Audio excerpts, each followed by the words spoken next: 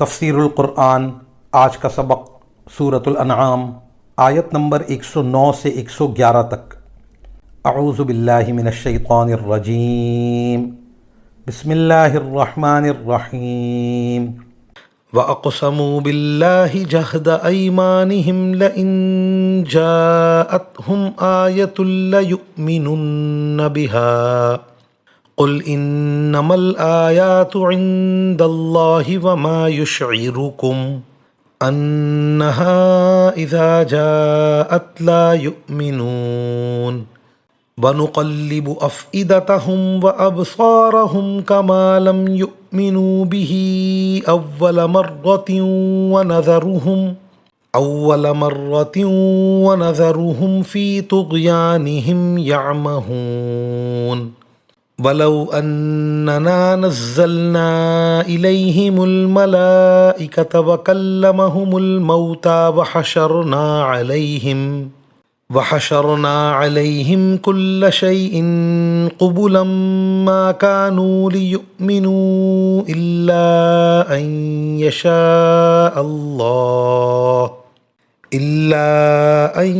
يشاء الله ولكن أكثرهم يجهلون۔ ترجمہ: اور ان لوگوں نے بڑی زوردار قسمیں کھائی ہیں کہ اگر ان کے پاس واقعی کوئی نشانی یعنی ان کا مطلوب معجزہ آ گئی تو یہ یقیناً ضرور اس پر ایمان لے آئیں گے۔ ان سے کہو کہ ساری نشانیاں اللہ کے قبضے میں ہیں، اور مسلمانوں تمہیں کیا پتہ کہ اگر وہ معجزے آ بھی گئے تب بھی یہ ایمان نہیں لائیں گے۔ جس طرح یہ لوگ پہلی بار قرآن جیسے معجزے پر ایمان نہیں لائے، ہم بھی ان کی ضد کی پاداش میں ان کے دلوں اور نگاہوں کا رخ پھیر دیتے ہیں اور ان کو اس حالت میں چھوڑ دیتے ہیں کہ یہ اپنی سرکشی میں بھٹکتے پھریں۔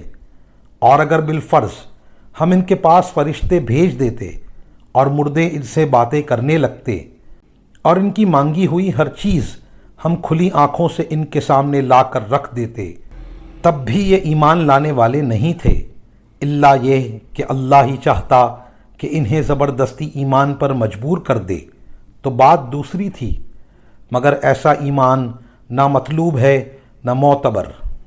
لیکن ان میں سے اکثر لوگ جہالت کی باتیں کرتے ہیں۔ ان آیات کی تفسیر میں مفسرین کرام فرماتے ہیں یہ وہ باتیں ہیں جن کی وہ فرمائش کیا کرتے تھے۔ سورہ فرقان میں ان کا یہ مطالبہ مذکور ہے کہ ہمارے اوپر فرشتے کیوں نازل نہیں کیے گئے، اور سورہ دخان میں یہ مطالبہ کہ ہمارے باپ دادوں کو زندہ کر کے ہمارے سامنے لاؤ۔ حقیقت تو یہ ہے کہ تمام معجزات دیکھ کر بھی یہ ایمان لانے والے نہیں ہیں، پھر بھی جو مطالبات کر رہے ہیں وہ محض جہالت پر مبنی ہیں۔